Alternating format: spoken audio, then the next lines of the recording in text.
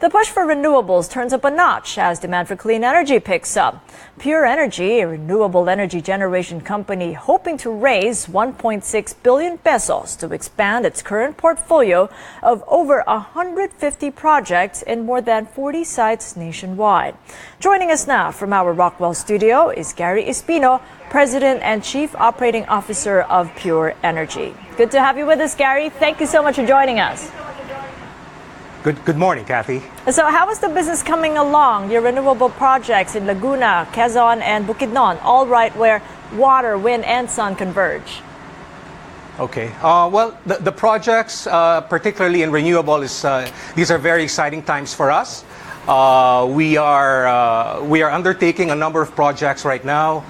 We are rehabilitating three projects in Laguna. We are also in the process of under construction for a project in Camarines Sur and in Quezon.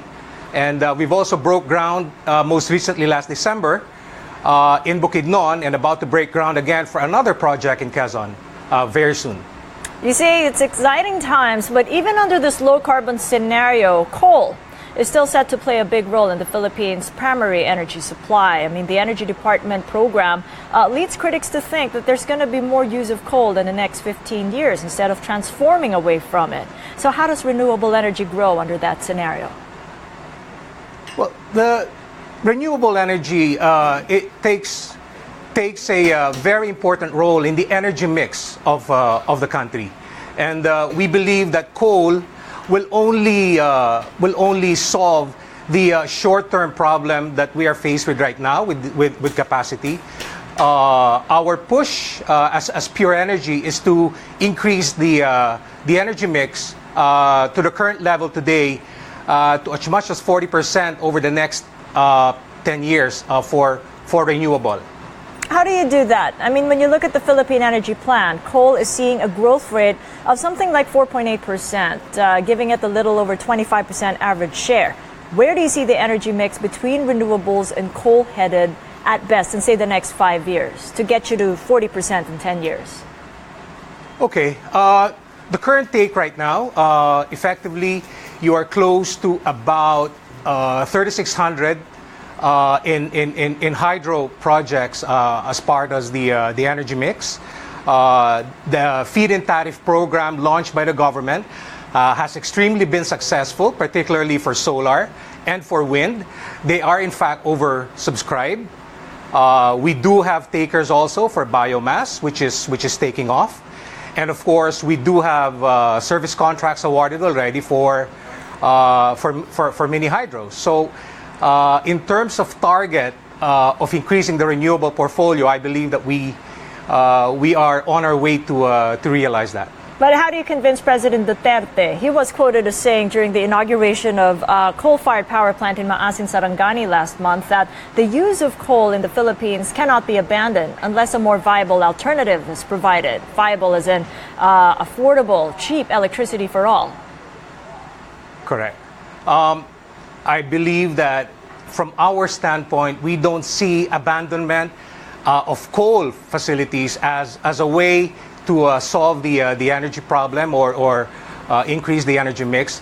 But we believe that we can increase the renewable portfolio to complement with what the President's objectives are on coal. But let's talk about price and its affordability. Have renewable energy prices come off significantly to be attractive as a replacement rather than complement to the overall power supply grid? The price offered today for the different renewables is very competitive. For example, in hydro, the feed-in tariff program of the government offers a 590 guaranteed rate for private developers. We believe that this will complement the pricing strategy of the government as a whole in the overall portfolio.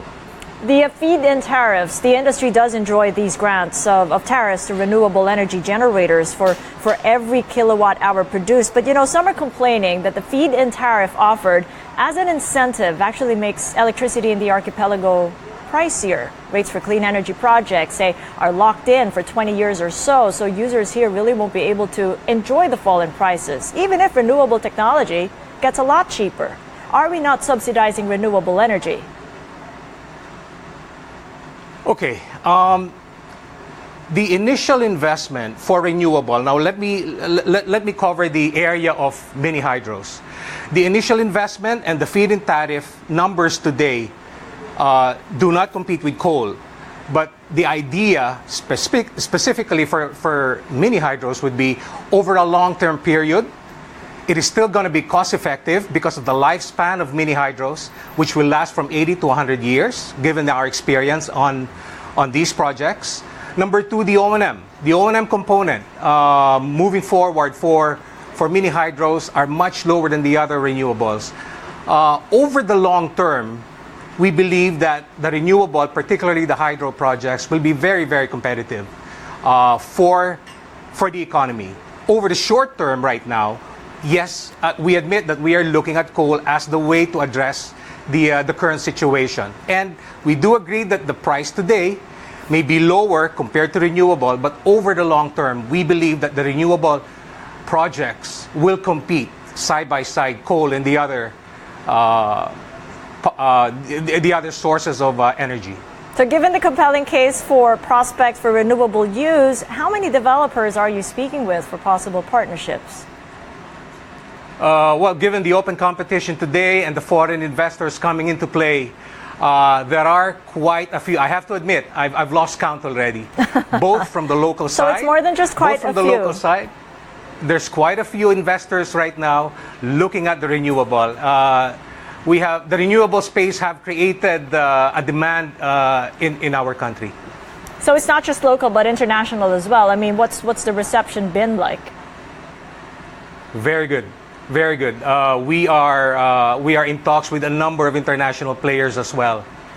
So yeah, it's a very good time now for renewable energy. And how soon do you intend to list at the PSE? We're looking at the first half of this year. All right, well, watch out for that. Thank you so much for taking us through the specifics of the renewable energy industry. Much appreciate the time and sharing there. Gary Espino, President and COO of Pure Energy at Rockwell.